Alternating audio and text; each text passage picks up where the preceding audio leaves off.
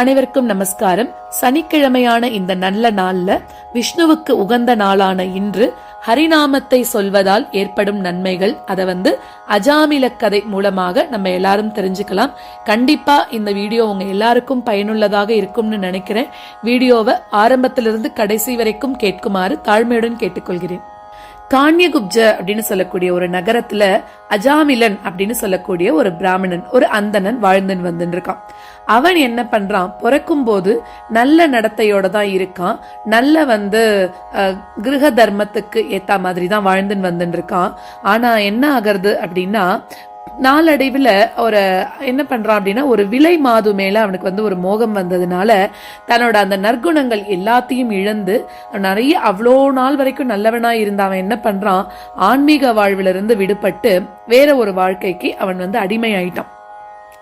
பிராமணருக்கே இருக்கக்கூடிய கடமைகள் எல்லாத்தையும் கைவிட்டுட்டு கொள்ளை அடிக்கிறது, சூதாட்டத்துல ஈடுபடுறது, இந்த மாதிரி வாழ்க்கையை நடத்திட்டு ஒரு ஜட இன்பம் அப்படின்னு சொல்றோம் இல்லையா, அதுலயே அவன் தன்னோட காலத்தை கடத்தின்னு வந்துட்டு இருக்கான்.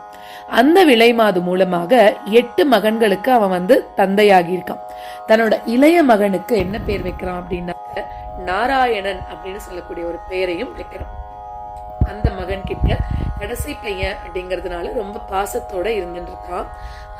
அப்படி போயிட்டு இருக்கும்போது முதலா அவன் நடக்கிறது, பேசுறது எல்லாத்தையும் பார்த்து ஒரு அப்பாவா ரொம்ப சந்தோஷமும் பட்டு அப்படி அவனோட வாழ்க்கையை நடத்தின்னு வந்துட்டு இருக்கான்.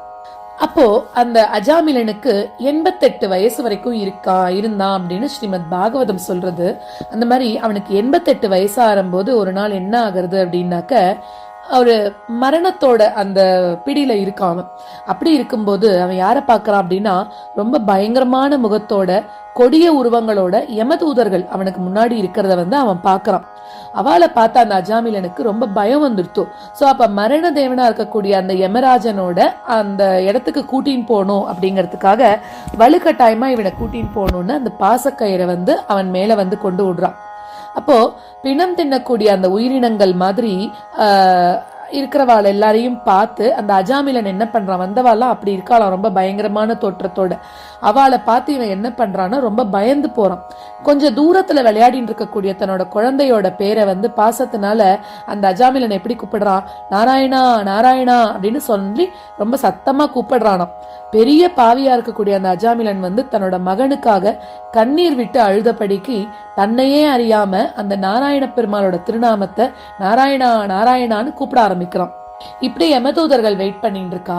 இப்ப இவன் என்ன பண்றான், பெருமாளோட பேரை தனக்கே தெரியாம தன்னோட பையனோட பேரை கூப்பிடுற மாதிரி கூப்பிட்டு இருக்கான். இத விஷ்ணு தூதர்கள் காதுக்கு கேட்கறது.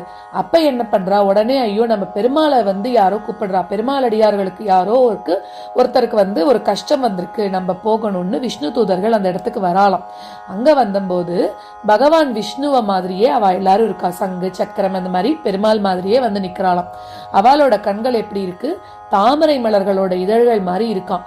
தங்கத்தால மெருகூட்டப்பட்ட அந்த மகுடம், மஞ்சள் நிறத்துல பிரகாசிக்கக்கூடிய பட்டாடைகள் எல்லாத்தையும் போட்டுண்டு அவ நிக்கிறான். அவளோட அந்த கச்சிதமான உடல்கள் எப்படி இருக்குன்னா, நீல கற்களாலையும் பால் மாதிரி வெண்தாமரை மலர்களால தொடுக்கப்பட்ட மாலைகளாலையும் அலங்கரிக்கப்பட்டிருக்கான்.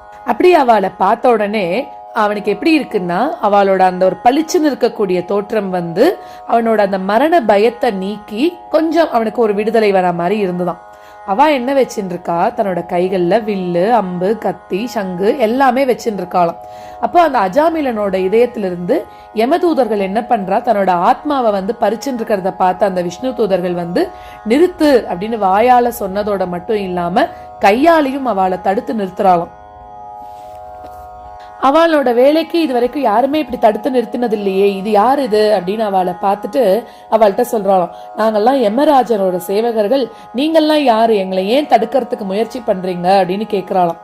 அப்போ அந்த விஷ்ணு தூதர்கள் சொல்றா, அதாவது பெரிய இடியோசை மாதிரி அவ பயங்கரமா பேச ஆரம்பிக்கிறாளாம். நீங்க உண்மையிலேயே யமராஜனோட சேவகர்கள் அப்படின்னாக்க, இந்த பிறப்பு இறப்பு அப்படின்னு சொல்லக்கூடிய இந்த ஒரு சுழற்சி அதோட பொருள் என்னங்கறத எங்களுக்கு சொல்லுங்க அப்படின்னு சொல்லி அவ கேக்குறா. இதுல இதுக்கு உட்பட்டவர்கள் யாரு, இதுல இருந்து விடுபட்டவர்கள் யாருங்கிறதெல்லாம் எனக்கு சொல்லுன்னு விஷ்ணு தூதர்கள் யம தூதர்களை பார்த்து கேக்குறாளாம். அப்போ யமதூதர்கள் சொல்றா, சூரியன், நெருப்பு, ஆகாயம், காற்று, திசைகள், நீர், நிலம், பரமாத்மா, இது எல்லாமே ஒருத்தொருத்தரோட செயல்கள், அதை கண்காணிக்க கூடிய சாட்சிகளா இருந்துருக்கா.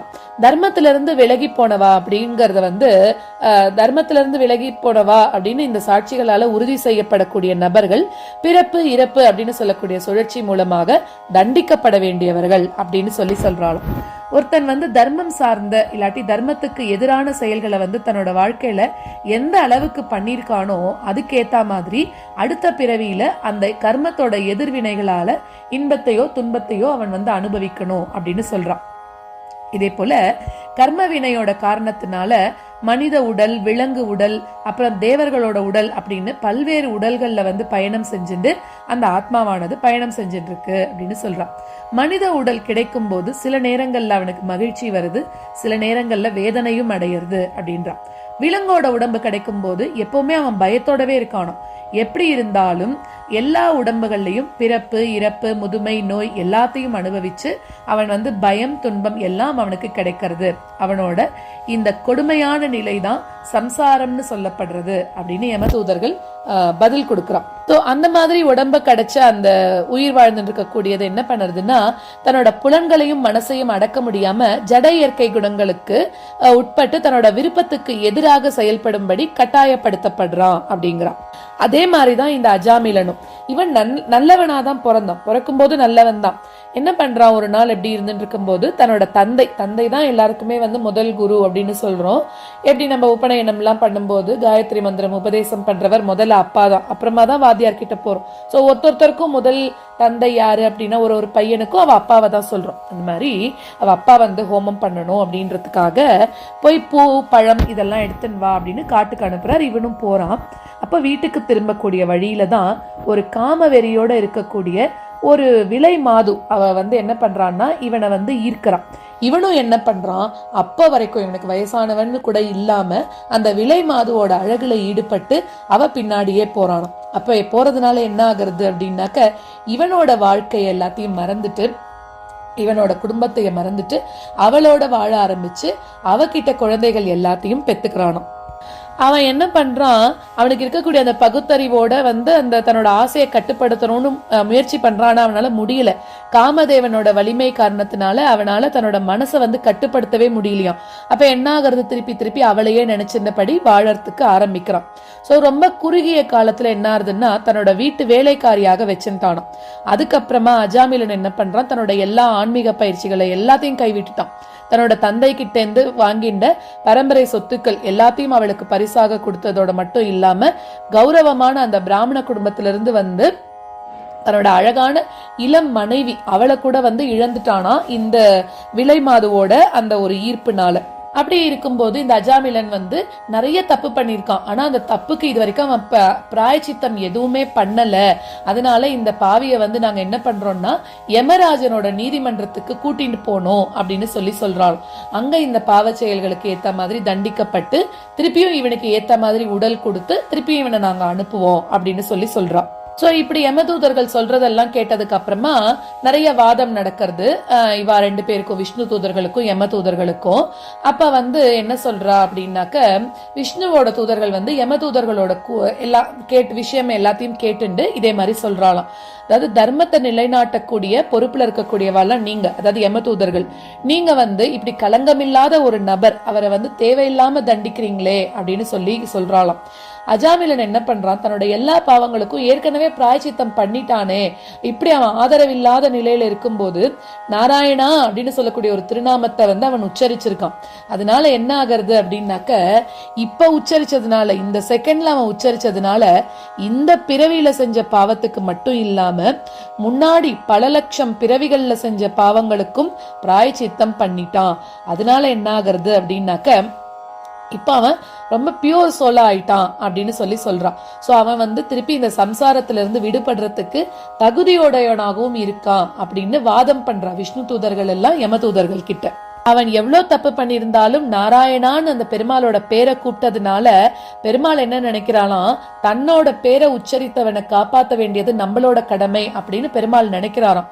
சோ பெருமாளோட திருநாமத்தை கேலியாகவோ இல்ல பொழுதுபோக்குறதுக்காகவோ இசையாகவோ உச்சாடனம் பண்ணினா கூட ஒருத்தன் அளவற்ற பாவங்களோட அந்த எதிர்வினைகள்ல இருந்து விடுதலை கிடைக்கிறது. இது வேத நூல்களாலும் கற்றறிந்த பண்டிதர்களாலும் கூட ஏற்க முடியறதே, உங்களுக்கு இது தெரியலையா அப்படின்னு சொல்லி விஷ்ணு தூதர்கள் யம தூதர்கள் கிட்ட கேட்கிறான். அப்படி ஒருத்தர் பெருமாளோட திருநாமத்தை உச்சாடனம் செஞ்சதுக்கு அப்புறமா ஒருவேளை ஒரு விபத்துனாலேயோ இல்ல கொடிய விலங்குனாலேயோ இல்ல நோயாலேயோ யாராலையாவது எதாலையாவது கொல்லப்பட்டிருந்தா அவனுக்கு மறுபிறவி எடுக்கிறதுல இருந்து உடனடியாக விடுதலை கிடைக்கிறதாம். பெருமாளோட பேரை சொன்னாலே மறுபிறவி கிடையாது, சம்சார பந்தத்திலிருந்து விடுபட முடியும் அப்படிங்கறத இங்க அழகா சொல்றா.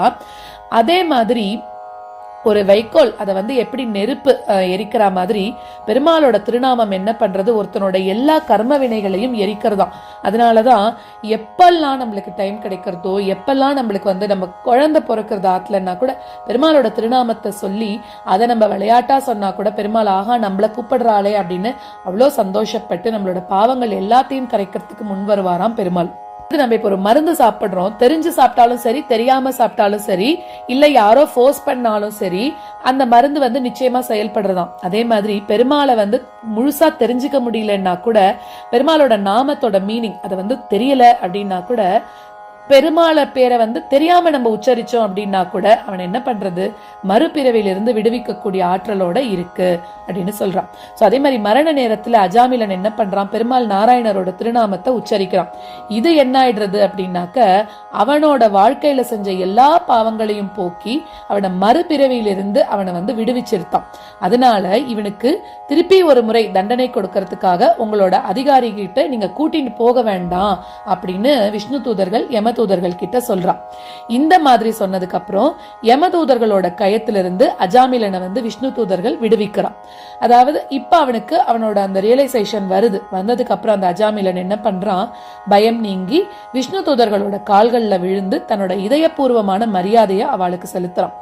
அஜாமிலன் தன்கிட்ட ஏதோ சொல்ல முயற்சிக்கிறத பார்த்த போதும் விஷ்ணு தூதர்கள் என்ன பண்ணா அவனோட பார்வையிலிருந்து மறைஞ்சு போயிட்டாலும். இப்போ இவனுக்கு நான் பாக்குறதெல்லாம் கனவா நிஜமா, பயங்கரமான சில மனிதர்கள்லாம் தன்னோட கையில கயத்தோட என்னை வெளியில இழுத்துன்னு போகணும்னு வந்ததெல்லாம் நான் பார்த்தேனே, அவள்லாம் எங்க போனா, என்னை காப்பாத்தின அந்த 4 ஒளி பொருந்தின நபர்கள் அவள்லாம் எங்க அப்படின்னு அஜாமிலன் ரொம்ப கன்ஃபியூஸ்டு ஸ்டேட்ல இருக்கானா இப்போ. அப்போ அஜாமிலன் தன்னோட வாழ்க்கைய பத்தி ஆழ்ந்து சிந்திக்க தொடங்குறான். அப்ப அவன் நினைச்சுக்கிறான், ஐயோ நான் இந்த மாதிரி புலன்களுக்கு அடிமையாகி எவ்வளவு தரம் தாழ்ந்து போயிட்டேனே, புனிதமான பிராமணன் அப்படின்னு சொல்லக்கூடிய நிலை இருந்து நான் விழுந்துட்டேனே அப்படின்லாம் சொல்லி என்னோட பண்பாட்டை இழந்துட்டேன், என்னோட அழகான மனைவியை இழந்துட்டேன், விலை மாதுவோட வயத்திலிருந்து பிள்ளைகள் எல்லாம் பெத்துருக்கேனே அப்படின்னு சொல்லி ரொம்ப கவலைப்படுறான். என்னோட வயதான தாய் தந்தையரை கூட கவனிச்சுக்க முடியாம போயிடுத்தே, நண்பர்களோ வேறு மகன்களோ இல்லாத போது கூட நான் தானே அவளை போய் கவனிச்சுக்கணும், அவளை கூட கவனிச்சுக்க முடியாம போயிட்டேனே அப்படின்னு ரொம்ப வேதனையோடையும் சிரமத்தோடையும் வாழ்ந்து வந்திருக்கான். இப்ப என்ன மாதிரி பாவிகள் என்ன பண்றா, அடுத்த பிறவியில நரக வேதனையை தான் அனுபவிக்கணும் அப்படிங்கிறது இப்பதான் எனக்கு தெளிவாகிறது. நான் ரொம்ப துரதிருஷ்டசாலி இருந்தா கூட எனக்கு இன்னொரு வாய்ப்பு கிடைச்சிருக்கிறதுனால பிறப்பு இறப்பு அப்படின்னு சொல்லக்கூடிய இந்த பாவகரமான சுழற்சியிலிருந்து விடுதலை கிடைக்கணும் அப்படின்னு அஜாமிலன் தனக்கு தானே சொல்லிண்டானோ. இப்படியெல்லாம் நினைச்சிட்டு உடனடியா என்ன பண்றான், தன்னோட உறவுகளை துறந்த அந்த அஜாமிலன் இமயமலையில இருக்கக்கூடிய அந்த புனித ஸ்தலமான ஹரித்வாருக்கு பயணம் பண்றான். அங்க என்ன பண்றான், ஒரு விஷ்ணு கோவில்ல தங்கி பரமபுருஷ பகவானோட பக்தி தொண்டிலேயே ஈடுபடுறான். அவனோட மனசு அறிவு எல்லாமே தியானத்துல ஆழ்ந்து பெருமாளோட திருவுருவத்திலேயே நிலை பெற்றதான். அதுக்கப்புறம் அஜாமிலன் என்ன பண்றான், திருப்பி அந்த 4 விஷ்ணு தூதர்களை திருப்பியும் பாக்குறான் அந்த இடத்துல. சோ யம தூதர்கள்ல இருந்து தன்னை காத்த அதே விஷ்ணு தூதர்கள் தான் இவா அப்படிங்கறத அடையாளம் தெரிஞ்சு அப்புறமா அவளுக்கு தலை வணங்குறான். சோ ஹரித்வார்ல கங்கை நதிக்கரையில தன்னோட அந்த நிலையற்ற ஜட உடலை அந்த இடத்துல அஜாமிலனுக்கு அந்த உயிர் போகிறதா அந்த இடத்துல. சோ விஷ்ணு தூதர்களோட சேர்ந்து தங்க விமானத்துல ஏறி காத்து மண்டலத்தோட வழியாக பகவான் விஷ்ணுவோட லோகத்துக்கு நேரடியாக போறான். சோ மீண்டும் அவன் இந்த ஜட உலகத்துல பிறக்க போறது கிடையாது. இதுதான் அஜாமில கதை அப்படின்றது. சோ இந்த கதையிலிருந்து நமக்கு என்ன தோணுறது அப்படின்னா, ஹரிநாமம் பெருமாளோட நாமத்தை யாரு ஒருத்தன் தெரிஞ்சோ தெரியாமலோ உச்சரிச்சுட்டே இருக்கானோ அவனுக்கு இந்த சம்சார சூழல்ங்கிறது திருப்பி வராது, அவனுக்கு மறுபிறவி கிடையாது. இன்னொரு விஷயம் என்னன்னா, தெரிஞ்சோ தெரியாமலோ நம்ம நிறைய பாவங்கள் பண்ணிருக்கோம், மத்தவாளை பத்தி நம்ம தப்பா நினைக்கிறோம். அது எல்லாத்துக்கும் பிராயச்சித்தம் என்ன அப்படின்னா, நம்ம ஜோசியக்காரால்கிட்ட போனோம்னா நம்ம ஏதோ ஒரு கஷ்டம் வருதுன்னா அவ என்ன சொல்லுவா, ஏதோ கோவிலுக்கு போங்கோ, அங்கெல்லாம் போய் இந்த பிராயச்சித்தம் பண்ணுங்கோ அப்படின்பா. பட் அதெல்லாம் போகிறதுக்கு நம்மளுக்கு சக்தி இல்லாததுனால நம்ம போக முடியாது நம்மளால. ஆனா இருந்த இடத்துல இருந்தே நம்மளுக்கு ஒரு அரிய மருந்து எது அப்படின்னா பெருமாளோட திருநாமத்தை உச்சரிக்கிறது தான். அதை சொல்றதுனால அஜாமிலனுக்கு எவ்வளோ பெரிய பாவம் பண்ணியிருந்தாலும் பெருமாள் அவனுக்கு அவனை எவ்வளோ அழகா காப்பாத்தி அடுத்த பிறவி இல்லாம பண்றாரு இல்லையா. அதே மாதிரி நம்மளுக்கும் நிறைய பெருமாளோட பேரை சொல்லிண்டே இருந்தோம்னாக்க நம்மளுக்கும் மறுபிறவி இருக்காது. சோ ஹரிநாமம் தான் சிறந்தது. எல்லாரும், அதுவும் இந்த கலியுகத்துல பெருமாள் பத்தின ஸ்மரணை தான் எல்லாருக்குமே இருக்கணும். அதுதான் இந்த யுகத்தோட தர்மம். அதையே நம்ம எல்லாரும் ஃபாலோ பண்ணலாம். எப்பவும் பெருமாளோட பாத சேவையில பெருமாளோட புகழை பரப்புறதே நம்ம எல்லாருக்கும் கடமையாக இருக்கட்டும்.